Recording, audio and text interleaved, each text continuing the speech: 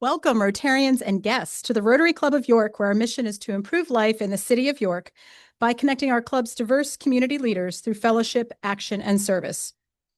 I'm your president, Wilda Ream, and as you know, we start off our meetings by reciting the four-way test. Please join me. Is it the truth? Is it fair to all concerned? Will it build goodwill and better friendships? Will it be beneficial to all concerned? Rotarians use the Rotary four-way test to guide our actions and words. The Rotary Club of York is committed to celebrating the diversity and uniqueness of all people, treating everyone with courtesy, dignity, and respect. And we expect the same from everyone we encounter. Embracing diversity and promoting equity is essential for the betterment of our club, our community, and the world. Today, our opening song, God Bless America, and the pledge will be led by Cal Weary, followed by the invocation by Eric Chase, and visitor introductions by Michael Hahn.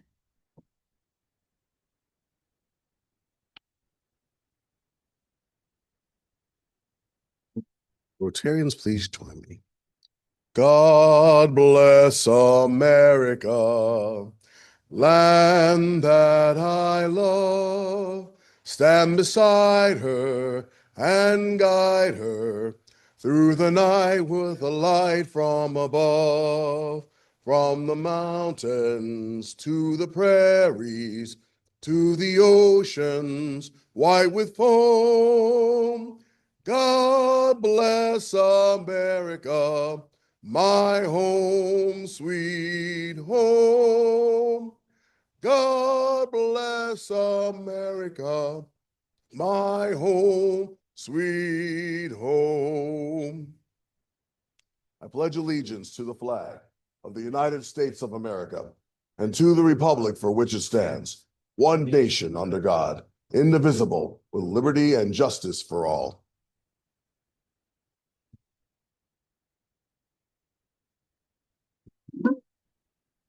Rotarians, will you prepare yourself in the way you're most accustomed for prayer?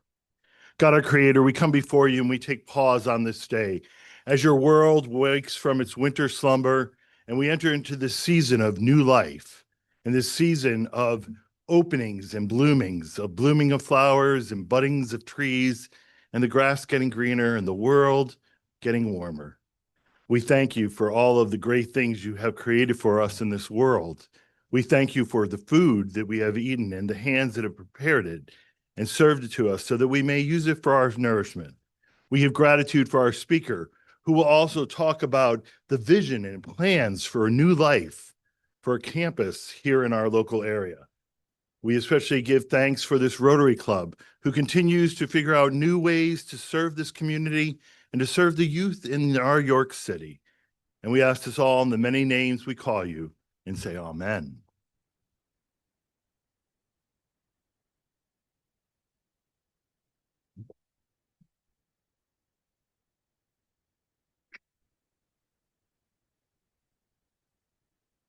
I am pleased to have the honor of introducing our guests for today's meeting.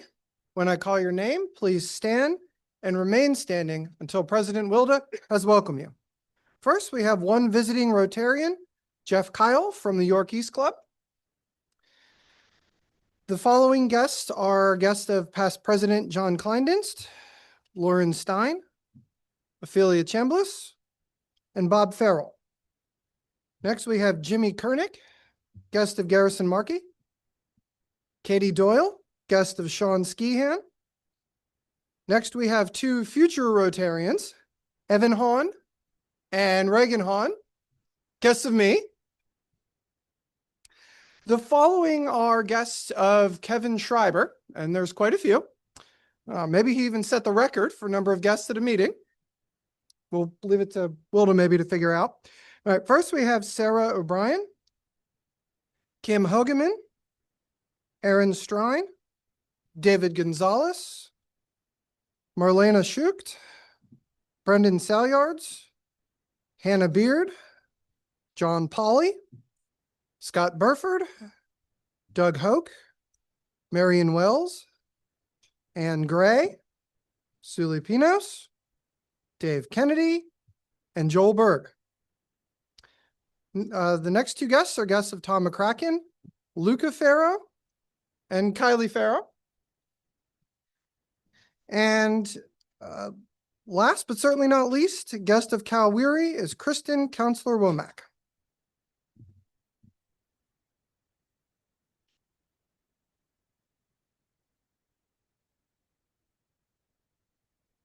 Guests, we're so glad to have you here with us today.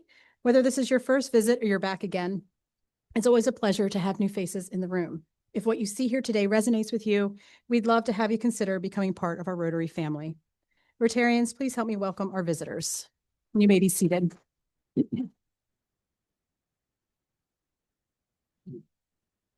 And now for our announcements this week. The IDEA committee will meet on April 6th at 9 o'clock on Zoom. The Youth Leadership Committee will meet on April 7th at 3 o'clock on Zoom, and the PPE Committee will meet on April 8th at 8 o'clock on Zoom. Today is the last day to register for our April 8th meeting at Wellspan Park for an update on everything happening this season with the York Revs. The link to register can be found in the QR codes on your tables. And on April 11th, we still need, I think, at least 10 volunteers to help PPE with the municipal tree planting project, and also more volunteers on April 22nd.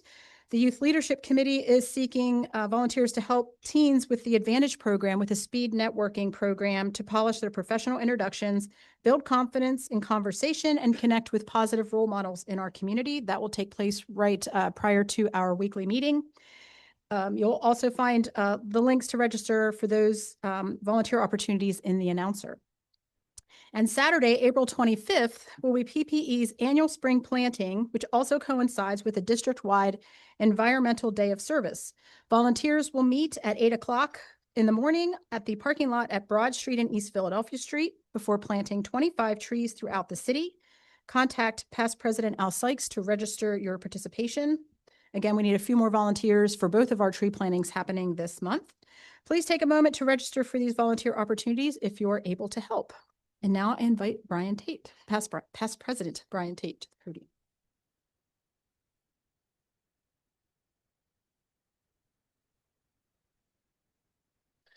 Thank you, President Wilda. There's no business like show business, like no business I know. Everything about it is appealing, everything the traffic will allow. Nowhere can you get that happy feeling when you are stealing that extra bow.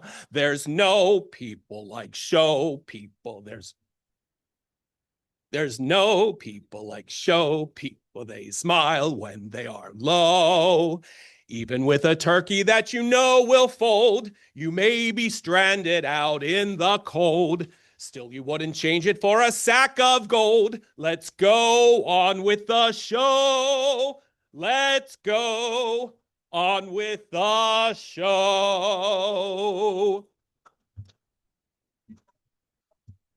Thank you. That iconic song, written by Irving Berlin, was featured in the 1946 musical Annie Get Your Gun. In 1946, Rotary Club of York boasted 193 male members, with most meetings featuring classification talks, as well as a performance by the Rotary Chorus. This is just a sample of the Rotary Anniversary Showcase being presented to you on Wednesday, April 15th at York College, celebrating the 110th anniversary of Rotary Club of York. So please sign up today. There is a sheet with a QR code on your table. We really hope that you'll participate and be there to cheer on 12 Rotarians and their performances representing each of the decades of our club. Registration is due by next Wednesday. Thanks so much.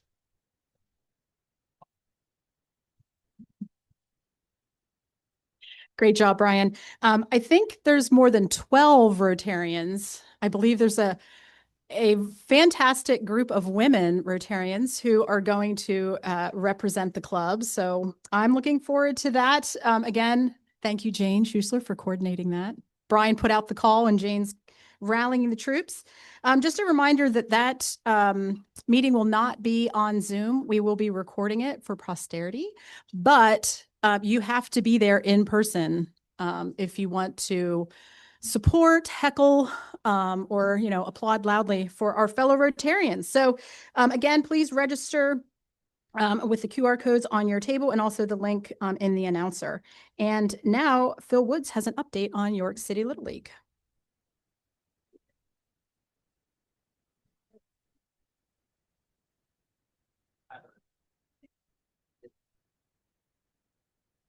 I figured if Bill Hartman's going to wear a tie when he speaks about the foundation, I'm going to wear Phillies gear when I speak about baseball.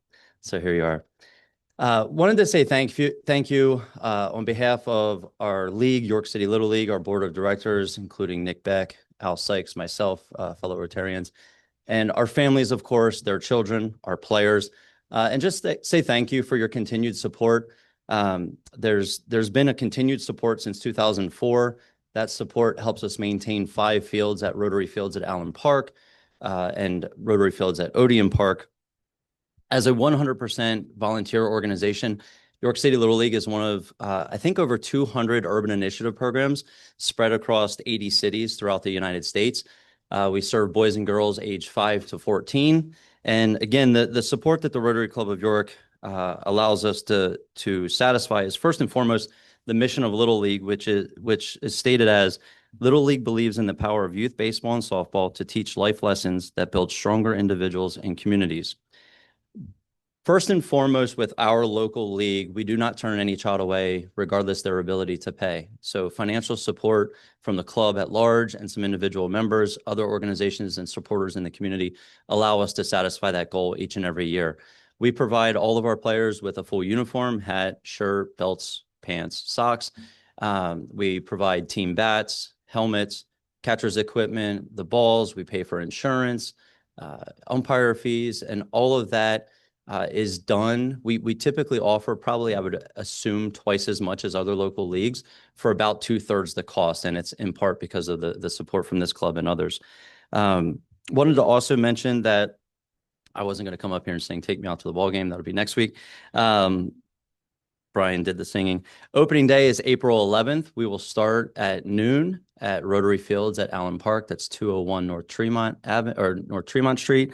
We'll have games being played after the open ceremony. At noon's the ceremony. Games will start around 1:30. The Phillies, one of our T-ball teams, will be playing. The Orioles and Pirates, other T-ball teams, will also be playing. And just wanted to say also that at the end of the season, we have an opportunity, if you want to be involved with our league in just even a small way. We need announcers, scorekeepers, and some field prep volunteers for the tournament at the end of the year, typically in June or July. So reach out to Nick, to Al, or myself if you're interested. And again, on behalf of our league, our board of directors, of course, our families, thank you so much for the continued support. And we hope to see as many of you out there as possible on April 11th, if nothing else, to see Will to throw out a first pitch.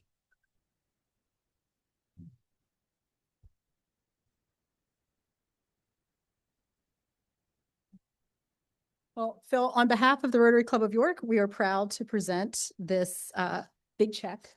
Thank you. And get my notes.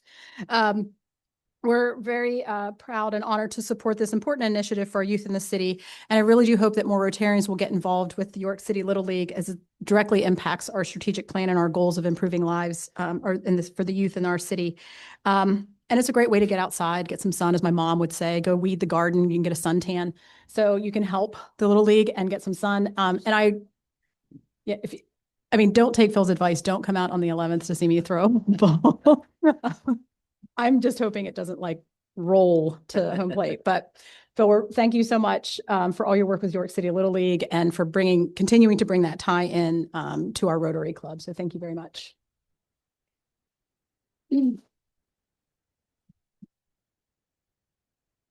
I will just say you can't cash that big check. I tried once at Fulton Bank. They didn't take it. So at this time, I invite past President Josh George to the podium to induct some new members.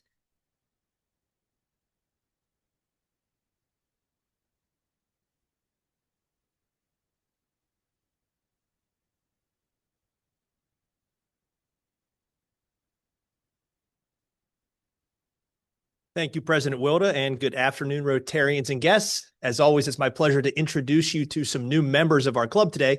And if you're paying attention, you'll notice that there are 5 members standing up front. We're actually going to induct 6. So this, I think, will be, at least in my experience, our first time introducing somebody in absentia, but we're going to do it anyway. So, and because we always go alphabetically, it's coincidental that our person who's not here is first.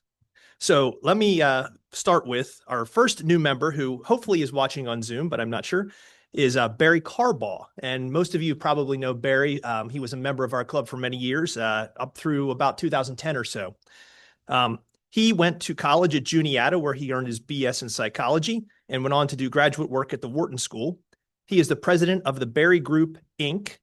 His community service includes past board chair at the York County Chamber of Commerce, past board chair for the York County Economic Development Corporation, and he is a former team PA ambassador. His hobbies include sailing, golf, pickleball, and photography. He is married to Barbara, and they are the parents of Dan, who is 35. And as I said, he was a past member of our club for about 15 years. He is proposed for membership by Rich Randall. And so let's give him a big round of applause, even though he's not here, Barry Carbaugh. Next, we have Sterling Dunlap. Sterling, if you could say hi since you are here. Sterling is a graduate of Northeastern High School, and he brings with him a large contingent of folks from the York County Economic Alliance who are all on Kevin's tab. He went on to Lebanon Valley College, where he earned his Bachelor in Business Administration, and he serves as the Director of Membership and Business Development for the York County Economic Alliance. His hobbies include golfing, wine tasting, brewery tours, and watching Formula One. And I hope that the wine tasting and brewery tours only go with watching a Formula One, not driving a Formula One, but we'll see about that. He is married to Ellen, and he is proposed for membership by past President John Kleinditz. Ladies and gentlemen, Sterling Dunlap.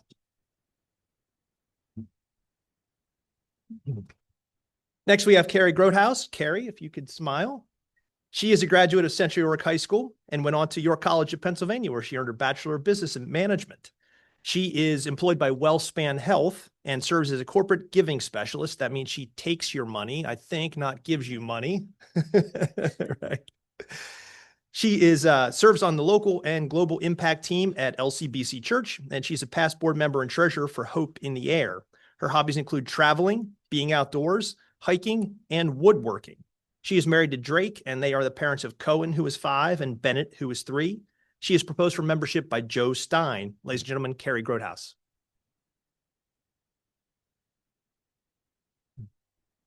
Next, we have Tom O'Connor. Tom, if you could smile and wave. Tom is a graduate of H. Frank Carey High School, which is in Franklin Square, New York. And he went on to York College of Pennsylvania, where he earned his Bachelor of Arts in Mass Communications.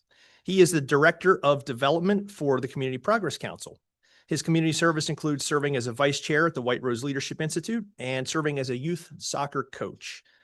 His hobby, and he listed one hobby, so he must be super into this, is rooting for the New York Giants. Usually there's not that much to root for, so I'm not really sure what that's about. He is married to Kelly, and they are the parents of Nathan, who is 19, and Ryan, who is 17, and he is proposed for membership by Robin Rohrbaugh. Ladies and gentlemen, Tom O'Connor.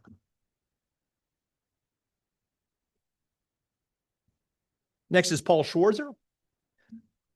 Paul is a graduate of Methacton High School and went on to Shippensburg University, where he earned his Bachelor of Science in Law Enforcement.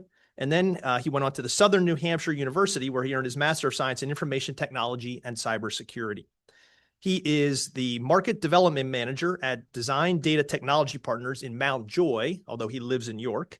He is a past member of the Kiwanis Club of Williamsport and has served as the Youth Protection Coordinator for AYSO Soccer in Williamsport. His hobbies include travel, time with the kids, and gardening. He's married to Amy, and they are the parents of Hannah, who is 23, and Austin, who is 21. And he's a past Rotarian at the Milton Rotary Club in Milton, Pennsylvania, up near Williamsport. He is proposed for membership by Mike Lowe. Ladies and gentlemen, Paul Schwarzer.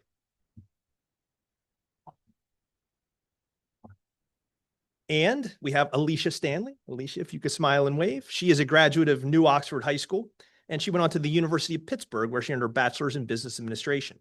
She is the Director of Development for the UPMC Pinnacle Foundation. Her community service includes serving on the Governance Committee at the White Rose Leadership Institute. She is an Advancement Committee member for Leadership York, and she is a board member for the Susquehanna Valley Council of Charitable Gift Planners. Her hobbies include listening to music, attending concerts, traveling, and volunteering, and she is proposed for membership by Lisa Barshinger. Ladies and gentlemen, Alicia Stanley.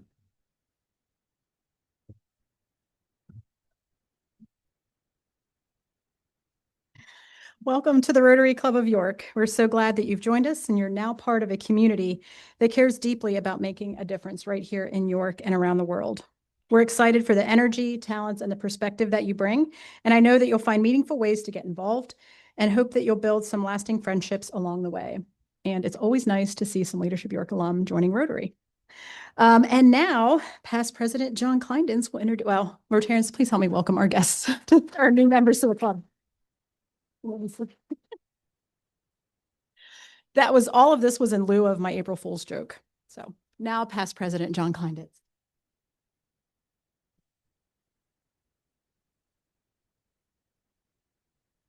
Thank you, President Wilda. It's my honor to introduce our speaker today. It's a man who needs no introduction, but I'm going to do it anyway. But I'm going to give you the short version so we have time for questions and answers. Dr. Silas Chamberlin is Chief Strategy Officer at the York County Economic Alliance, where he oversees development and implementation of the county's economic strategy and a broad portfolio of economic development, grants and loan management, government relations, and capital projects. Silas will provide an update on planning for the future use of the Penn State York campus when it closes to students in spring of 2027. In December of 2025, the York County Economic Alliance, on behalf of Penn State York donors, funders, and key stakeholders, launched a process to determine a compelling, realistic, and meaningful plan for the future of the campus. Please welcome Dr. Silas Chamberlin.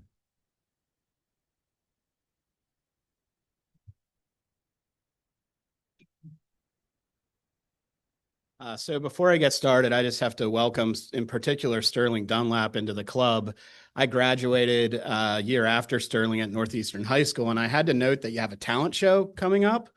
And Northeastern named Sterling Mr. Northeastern High School in 2001 as part of our talent show. So please tap into Sterling's talents. Although I can't remember what the talent was, so buyer beware, I think. So I'm really excited to be with all of you today. It's always great to be with Rotary and see so many friends here.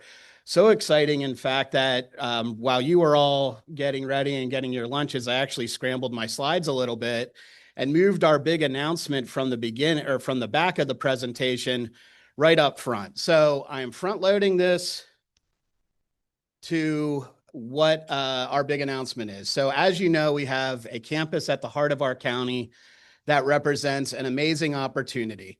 And whether you know it or not, this campus has the opportunity to unite two iconic brands. One of those brands was born in the shadow of Mount Nittany, 2 hours to our north.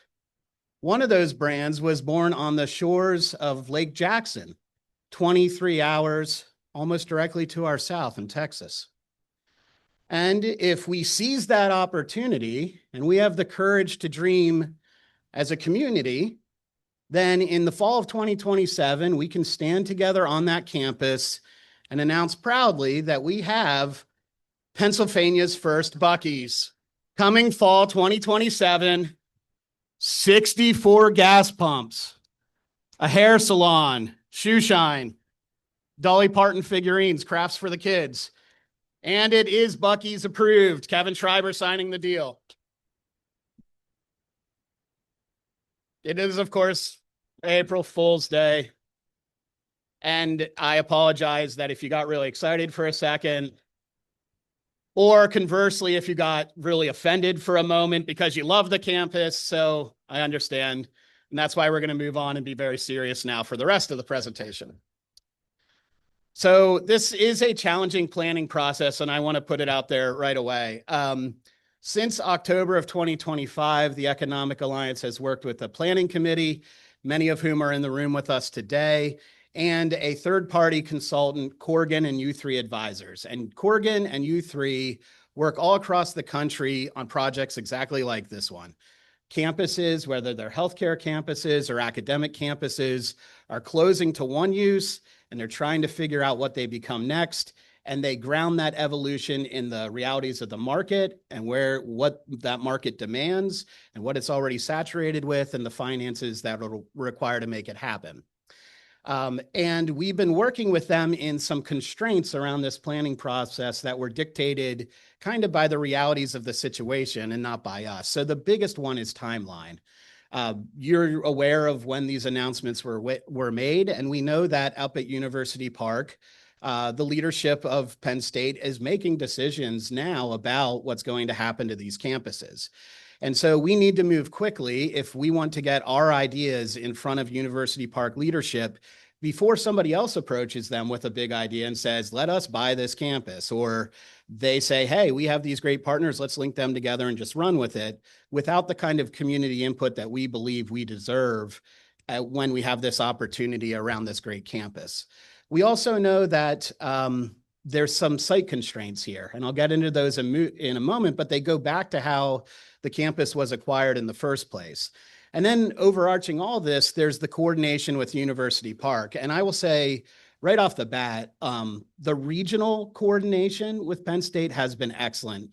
Dr. Marilyn Wells, the regional chancellor, is with us today and has been a fantastic partner, very forthcoming and transparent, has welcomed us to the campus. Bob, you were just out there with us yesterday, I think, in giving us a tour. So we very much appreciate that. But as you all know, Penn State University is large, complex bureaucracy, lots of competing interests, and they are working to close 6 other branches at the same time. So getting to points of clarity around the nature of the transactions of getting rid of these campuses and the plans around them has been tough.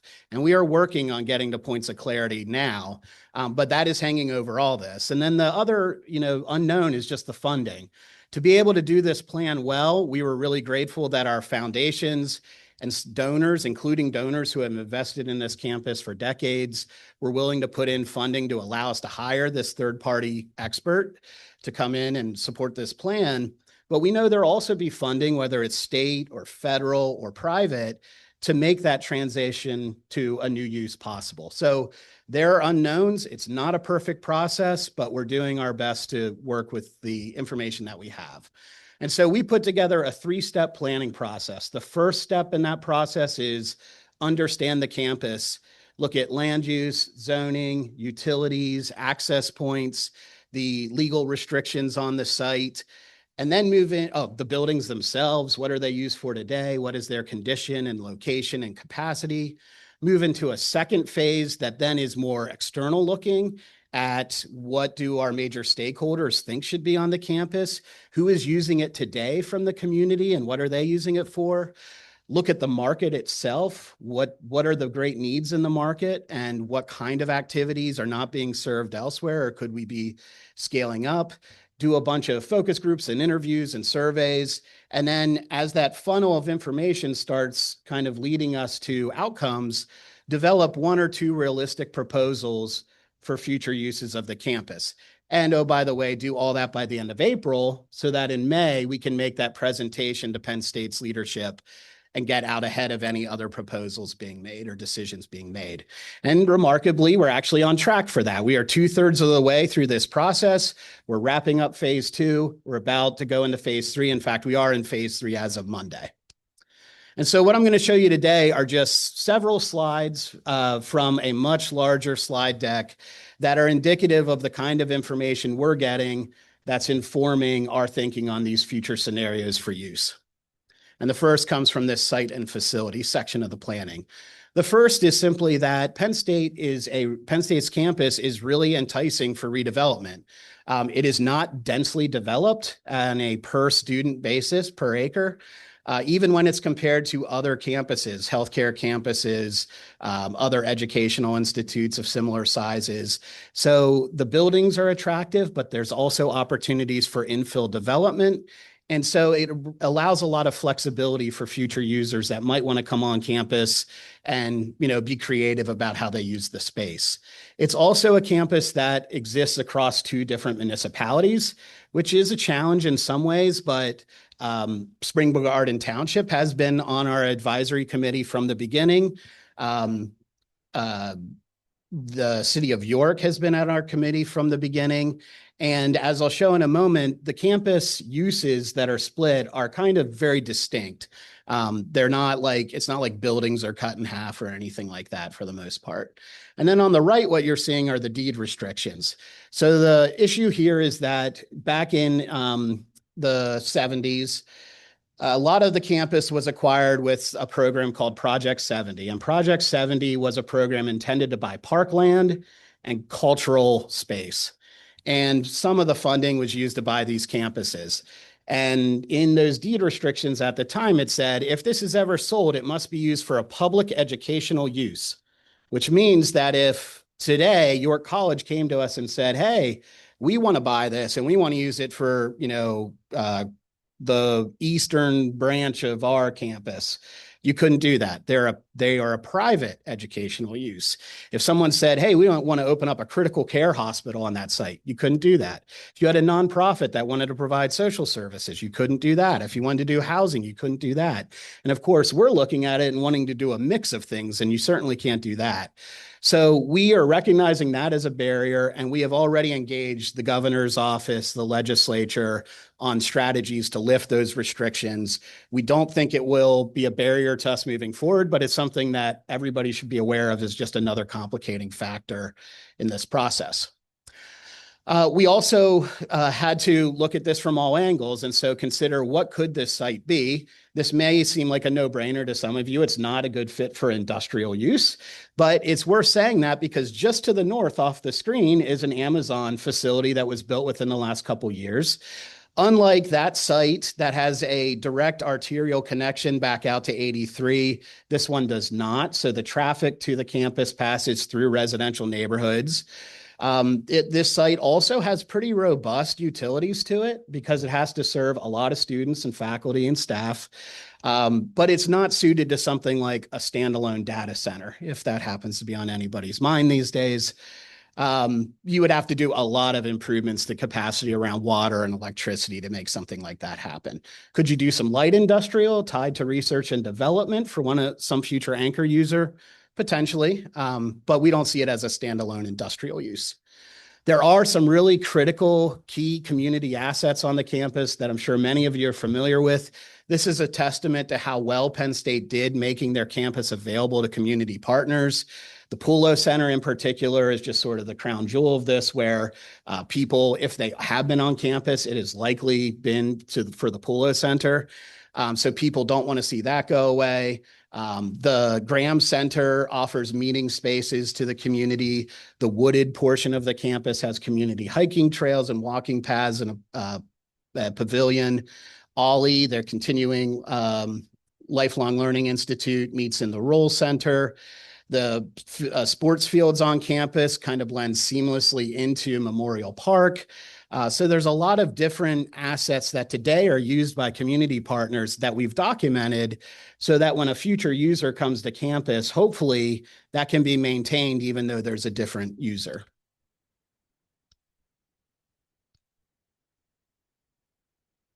Well, what have I done?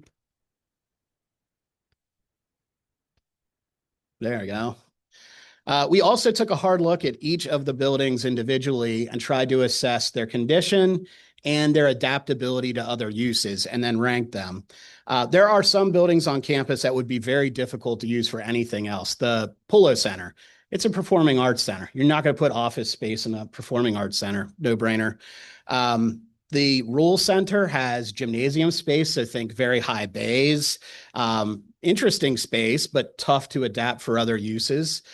The Science Center is set up with lots and lots of lab space and then individual smaller labs for professors to do their own personal research. So there's a few buildings that you could either use for that specific use or you would have to significantly alter to make them usable for something else. But most of the other rooms are spaces filled with classrooms and with office space. And so they're highly adaptable to other uses. And frankly, they're in really nice condition. They've been well maintained over time. They're under use right now by students and faculty. And it's interesting to look at where they're concentrated in that area B. Most of them are within that one section of the campus, and that's the portion of the section or the section of campus that's concentrated in Spring Garden Township. So what we heard from our stakeholders through multiple opportunities to engage, we had dozens of focus groups. We did an online survey that got 5,500 online survey results. We did stakeholder interviews. My partner in crime, Kim Hogeman, and I met with a whole lot of people interested in campus or interested in saying what they didn't want on campus, site tours, community presentations. When we did our survey, we got a lot of local resident responses. We got a lot of responses from alumni, which makes sense, people who care about the future of campus, and then a lot from local business owners, which was interesting. And these are just some of the high-level takeaways. People want something on campus that provides economic development and job creation. But even more so than that, they want something that helps maintain access to community programs and meeting spaces. Just a testament to how important the campus has become for that use. Higher education, vocational training, civic uses, healthcare all rise to the top across the responses. And you can see some of the open-ended responses. Comprehensive healthcare training, perfect location for vocational training, the Polo Center as an asset. And then when you switch over from the public survey and you look at the common themes from our focus groups and one-on-one interviews with folks who know the campus even better, they say almost the same thing. That when you ask them about programming, they say there should be technical education and workforce development training. They should maintain the cultural, civic, and community service uses. They should have community programs and meeting space. When you ask them what partners they should bring in, they say, oh, could we bring in WellSpan? Could we bring in York College? Could the School of Technology be on campus? Can we do the trades? Can we do health training? Can we do STEM training? Oh, York Suburban needs a place for their high school. Could we plop that down on campus? York Catholic's right next door. They're already using some of the amenities. Can they come over? Can we put our church on your campus? You know, like really the full gambit of ideas of use. And then the unknowns are very familiar because they're from that first slide. Our partners don't know the same things that we don't know. But it's really interesting to think that the same kind of basic desires and interests from the general public are affirmed by that more core group of stakeholders. And then we took a look at the area conditions, which is just trying to understand really what our community needs from a data perspective. So in York County, it always stands out when you look at the percentage of our jobs that are in manufacturing because it's twice the state and national average. So that stood out to Corrigan right away. And then 15% of our jobs are in healthcare. So obviously, if you had something on the campus that helped reinforce jobs in those sectors, you would be benefiting a significant number of York County workers. As it relates to the city of York, 6,800 city of York residents have health-related jobs.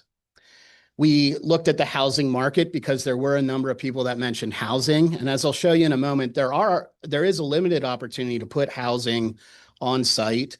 The reality is you can build housing anywhere in York County and it will be immediately absorbed into the market. The demand is so high. And if you want to learn more about that, we have a countywide housing study that documents that through lots and lots of data.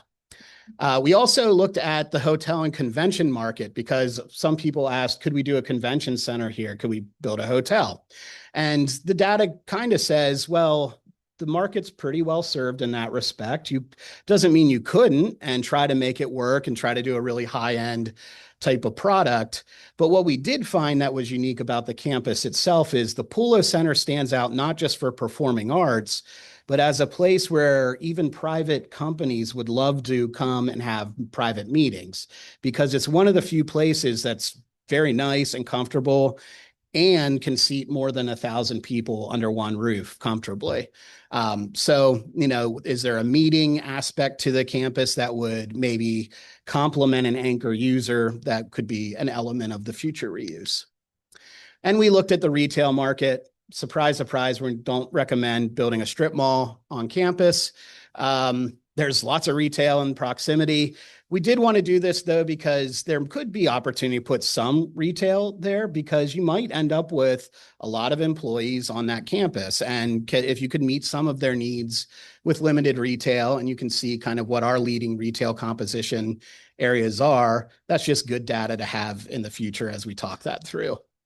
And then I think finally, office market. There's a ton of office space on that campus today. There's also a ton of office space in our market, generally in York County. You know what's happening with hybrid work and work from home.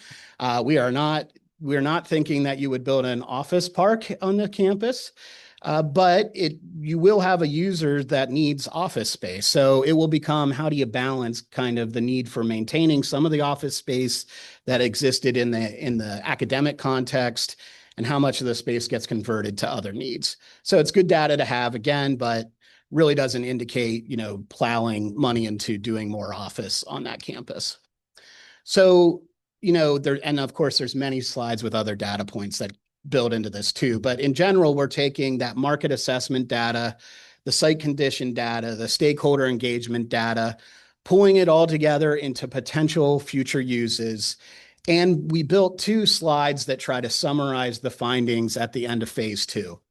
And it tries to probably oversimplify our thinking on kind of what is maintained, what gets reused, and what is more of a wild card. So on this campus map, I'm marking as maintained the portion of campus that is the Pulo Center, because nobody is saying do away with the Pulo Center. Everybody is saying find partnerships that maintain the Pulo Center and make sure it continues to be a community asset. You have the woods, and everybody is saying keep the woods, community asset. And then you have the riparian area where the stream passes through to the left. So logically maintaining that area. We already talked about the purple area. That's where the concentration of the usable buildings are located. And so reuse that area. And then you have the yellow area, which is the sports fields.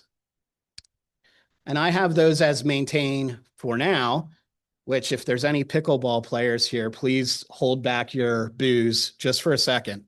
It says for now, just because we don't know what the future holds. Right now, those are sports fields that are programmed by the college. When students are no longer at the college, there is an opportunity to discuss, do you still have those sports fields actively programmed? My feeling is there will be other community partners that do want to do programming on those high quality fields. But if you did have users on the campus that said, we would really love to develop X, and it would bring X number of jobs and it would complement everything else we're doing here, it does represent development potential right there on campus. And so is it an immediate proposal? No, but it's something we should be thinking about down the road, what happens with those sports fields. And then on the right, in that lightly shaded purple area, is where the opportunities exist for infill development around housing, because that's where the reuse area ends and the existing residential neighborhood begins. And you kind of have this buffer where you could have several new homes, apartments. Senior housing came up a lot, affordable senior housing came up a lot, or housing tied to some of the uses. So if you had employees of some of the private industry that might be on that campus, maybe they're the ones living in the housing. So, a lot of that to be determined. So that's just the building and the land reuse. What goes into those spaces is this slide. And so instead of listing company names, we listed categories of use. So you can see the categories of use on the left. These were all things that we heard during our engagement and our research. And then we tried to give them rankings across everything we heard. Was there community support for that use? Is there market viability? Is there an existing use of it, or does it require repurpose? Is there a partner in the community that's actually expressed an interest in doing it? Is it an anchor use? Is it a supporting use? And tried to create a composite score for each of them and then rank them roughly to try to elevate the ones that seem to be getting the most resonance across all those different factors. And when we weighted it that way, we found healthcare rising to the top, higher education rising to the top, and vocational training rising to the top. And that doesn't mean that the things that are lower on the list don't happen on the campus. It just means that they are unlikely to be the anchor uses of that campus. They might be secondary uses or tertiary uses that are fit in around the anchor uses, because it's unlikely that one use occupies that entire campus. It's too big. So as we move into phase 3, which is going from this matrix to actual scenarios, we will be looking at what does it look like to flesh out a healthcare and higher education hub on that campus, given the buildings that exist, and some of the complementary uses, like the community-facing uses, the housing uses.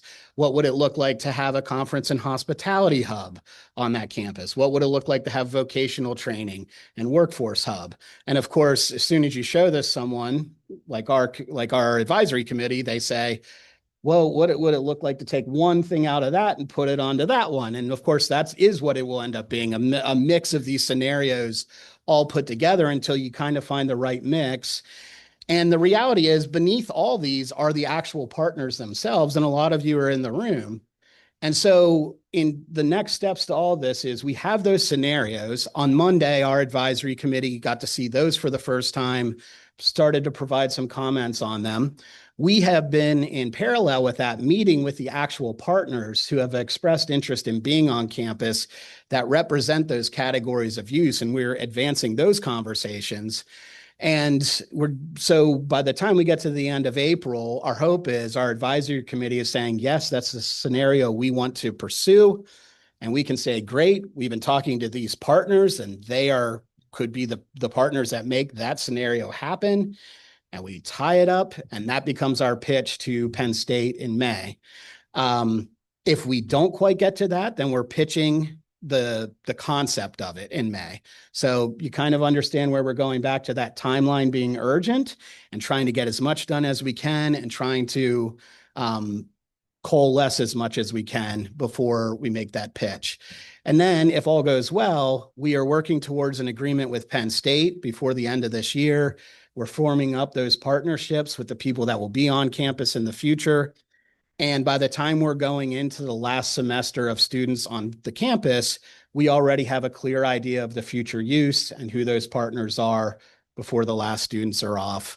And then we begin in earnest that work of building the next future of Penn State York. I think I have time for questions.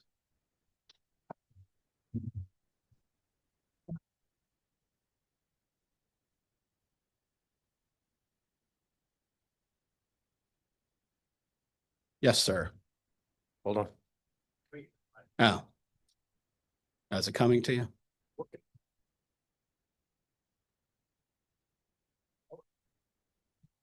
Thank you, Silas. Does the timeline you've laid out to try to get clarity by the end of the year presume legislative action? in that same period of time to clear the way for uses that might vary from what's currently required?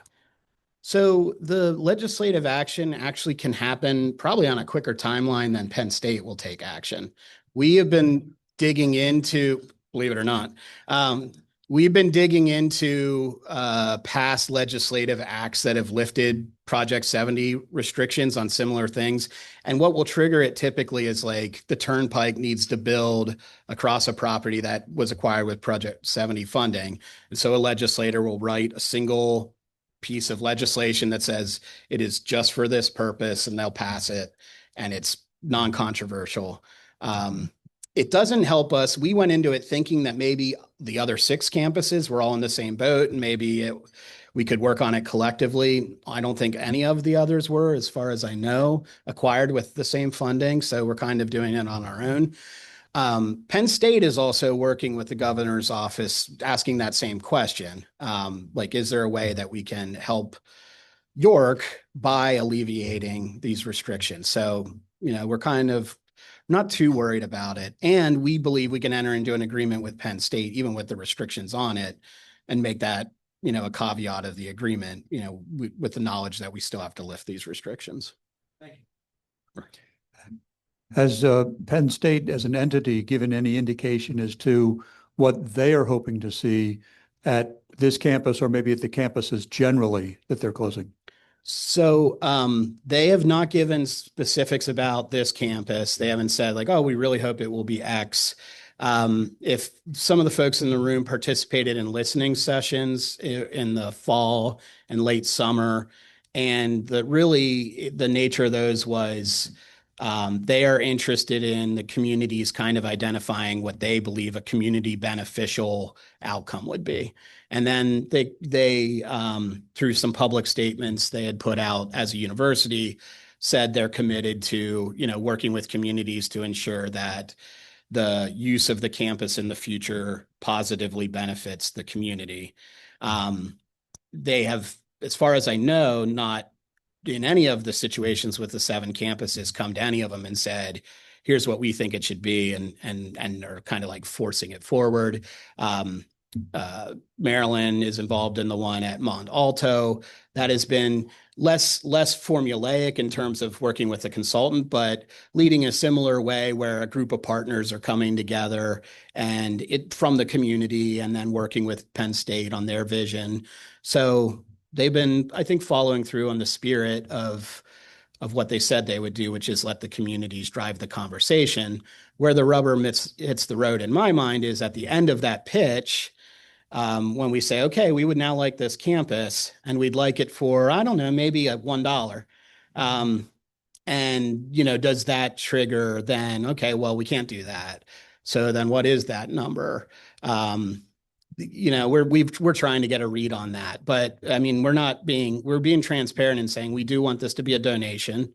We believe the highest and best use are these community solutions that we're coming up with.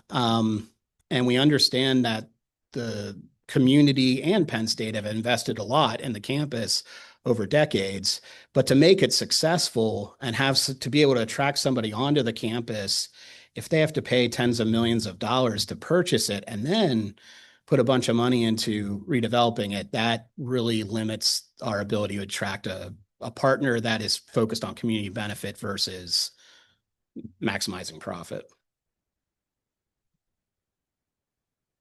So this is an interesting presentation.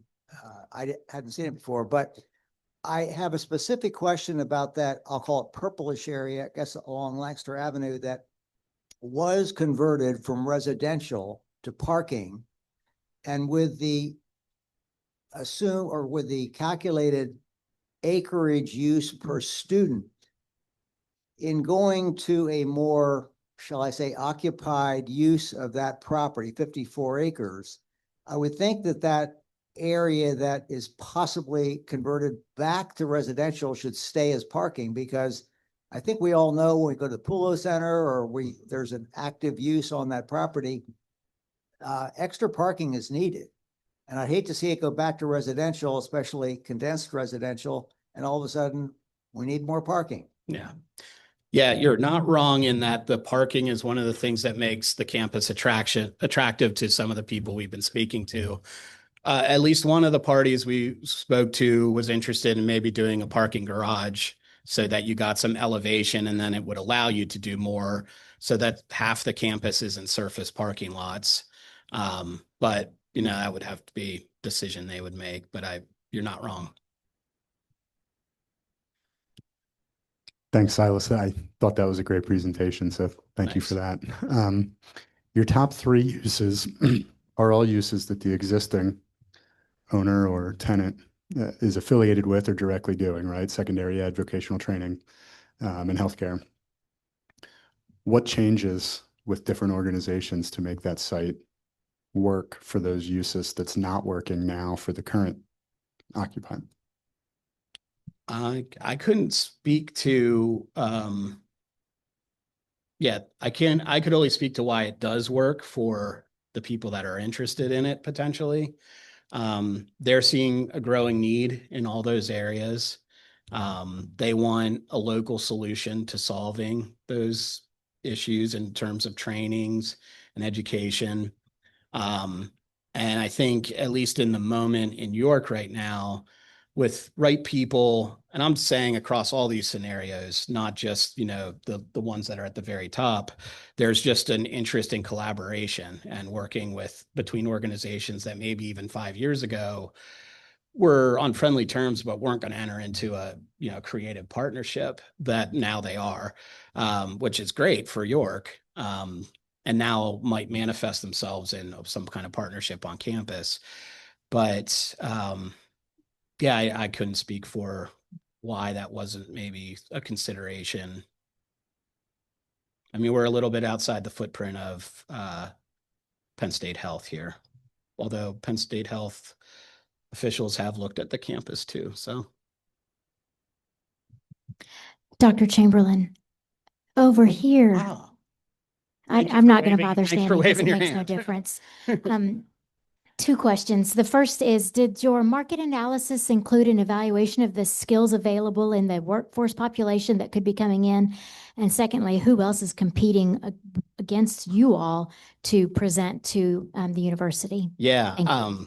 2 great questions. And yes, we did do sort of the existing workforce skill set, which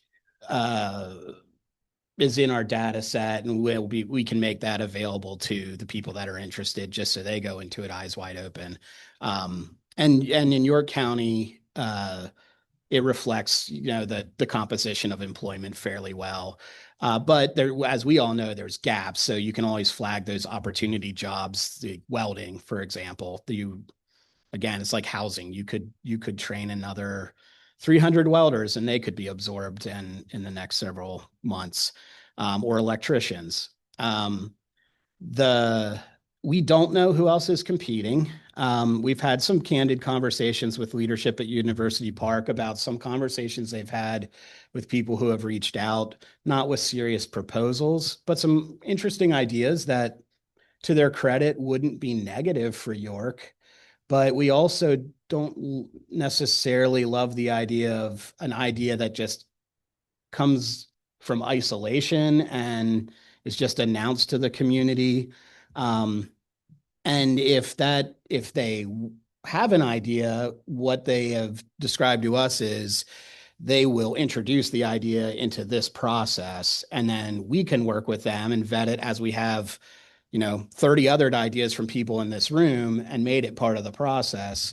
And so they've kind of been doing that along the way as they've gotten inquiries from people. I think what we were worried about early on is, will you get, an inquiry from someone that's just well-heeled and says, we'll give you, $75 million for the campus, and we want to do this big flashy thing, and it's an easy out, and it's going to be great. And they, why not do it? And then none of us have any say in it. It's kind of not responsive to local needs. So, and it doesn't seem like that's about to happen, but we just don't know. I just want to thank you and Kim, Kevin, and the rest of the YCEA for taking on this project. I sat in one of the early listening sessions There's a lot of mixed responses and emotions that came with this announcement. And I think that you all have done a wonderful job in a very short period of time, hearing all of those and pulling together something that makes everyone feel they're a part of kind of this community planning. We are very, very minor stakeholders, but we feel listened to as well. So I just wanted to applaud you all and thank you for doing this for our community. Thank you. Set. All right, thank you.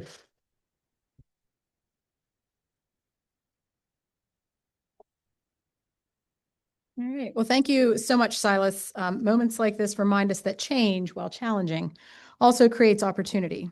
So the future of Penn State York campus is not just about a place, but how we continue to invest in our community, our workforce, and the next generation of leaders. We appreciate the collaborative approach being taken and the emphasis on engaging stakeholders across York County. It's clear that the decisions ahead will shape our region in a meaningful way for years to come. And thank you again for your leadership and for keeping our community informed and involved in this important, this important process. As you know, our speaker signs a book plate to be for a book to be donated to the York YMCA of the Roses Early Childhood Education Center, along with a bookmark made by the students at Creative York. This week's book is Inky the Octopus, and no, I have not read this one either. It was suggested that I do that during Silas's presentation, but I thought I should pay attention instead, which I did. Next week, we're on the road at Wellspan Park to hear about the happenings with York Revs. Remember to pre-register by today's deadline. We cannot accommodate walk-ins. And with that, this meeting is adjourned. Enjoy the beautiful weather.